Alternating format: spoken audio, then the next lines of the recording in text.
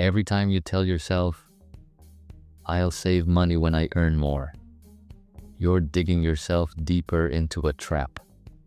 The truth?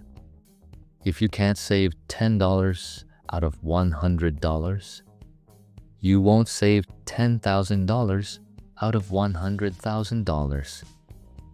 It's not about income, it's about discipline. The wealthy don't wait to get rich to manage money. They get rich because they manage money. You think budgeting is boring? Think about being 60 and broke.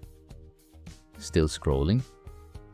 That habit of chasing dopamine over dollars is exactly why you feel stuck. Start by tracking every dollar for 30 days. You'll be shocked. That $5 coffee, that $12 Uber, it adds up. Want to change your life? Respect your money, because until you do, you'll keep watching videos like this, hoping something will magically change. Don't hope. Act. Ready to break the cycle? Start today. Track every dollar. Every dollar.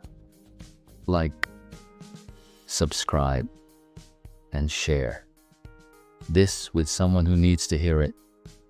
Because financial freedom doesn't start tomorrow, it starts now.